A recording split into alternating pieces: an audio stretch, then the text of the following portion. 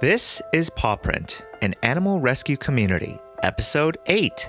I'm Harold Ree. I'm Nancy Ree. And today's guest is the multi-talented Dusty Showers. Dusty describes his occupation as a humane urban wildlife trapper. He even hosts his own podcast talking about his work called Urban Wildlife Tales. Today we're featuring one of Dusty's animal rescue stories. To be honest, he has a few. Dusty going above and beyond to truly rescue a dog. The dog's name is Ol Man Jenkins, and he was found 6 feet below the street.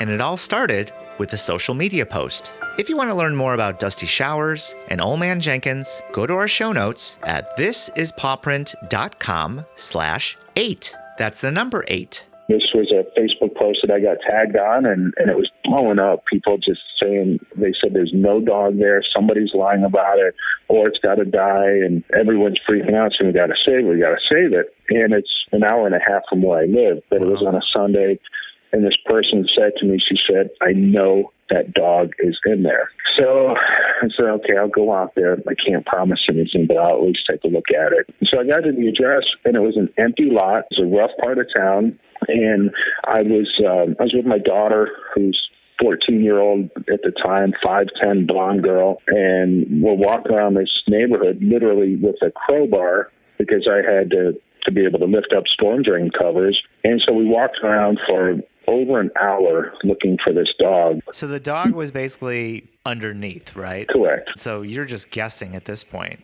I would imagine. Yeah, somebody said they heard it. So we're trying to get this dog to make noise. Couldn't find any storm drains big enough to crawl through. All the gutters at street level were too small. And we couldn't see anything. We couldn't hear anything. There were no neighbors around to answer any questions for us. So we called Animal Services again, and they couldn't have been more rude to us. They said, our guy was out there. He crawled through there. He looked. There's no dog. So I'm saying, can you just tell us where he crawled so maybe I can take a look, and maybe the dog came back? And they basically told us to pound sand. Just about ready to give up, and I saw the storm drain cover that had grass all over it. I said, all right, it's a long shot, but why don't I check this out? So I took the crowbar, and I just started digging away all the grass as fast as I could, popped it open, and I dropped down about 6-7 feet, and I could go right or I could go left. And so I decided to go to the right, and there were roaches everywhere and broken glass. And so I crawled probably 70-75 feet in. And out of nowhere, this little tiny chihuahua. I remember exactly how he looked when I found him. You could hear my daughter as I'm crawling through the drain. She says there's a storm coming. And in Florida, we get pretty big storms. And so I see this dog. Somebody hears me say something because the sound carries so well. And she says, did you find him? And he thought, I don't want to say anything until I actually have him in my hands, because if he runs, I'm not going to be able to catch him. I get up to him, and I realize this dog's not going anywhere. He's one of the oldest chihuahuas I've ever seen, and he just stands there, and I pick him up, and he's skin and bones and dried, and I said, I have him. Then you can hear people scream up top, screaming, he's got him. This dog, it had to have been dumped there because it walks in circles, and there's no way it could have found its way there. And by that time, a couple of neighbors came out, and they said, that dog's not from around here. We know everyone that lives here, and, somebody had to have dumped it.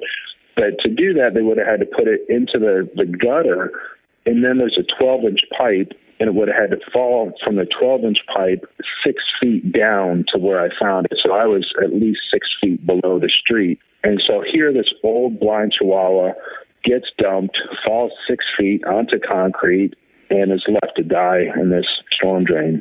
So instead of me trying to crawl all the way back, because it's small in there, and instead of trying to crawl all the way back, I was able to lift him up and push him out to the gutter where they had lifted the grate off and took him in. We were on George Jenkins Street. I always try to name the rescues after the street, something having to do with the rescue. So I said, why don't we just call him Ol Man Jenkins? Everybody loved Ol Man Jenkins. He walked in circles. A friend of mine, I had him for a while, and then a friend took him, and he died probably about 2 months ago. Right. And so I updated the YouTube video, and I get comments from people all over the world about this dog. It was one of the neat stories. Well, it's mainly about the dog, but I mean, you're truly a hero, right? You may not want to say it, but you truly are a hero. There's a girl named Alina Berry Clark, and thank you, but Alina was the one that said, I know there's a dog there.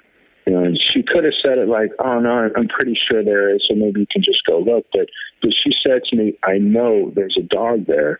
And so for me to go out, I have the talent. That's my job, you know. Sometimes you just feel like you have to do something. But I wouldn't have done it if she wasn't so certain about it. Sure. And that's what did it. Dusty's final words on Ol Man Jenkins say, he died in his sleep, comfortable and at peace.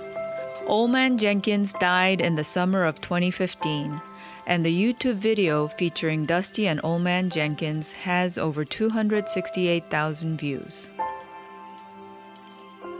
I want to say thank you to Katie Krimitsos for introducing me to Dusty, and a shout out to Alina Berry Clark. She was a key person to get Dusty to start his search for Ol Man Jenkins.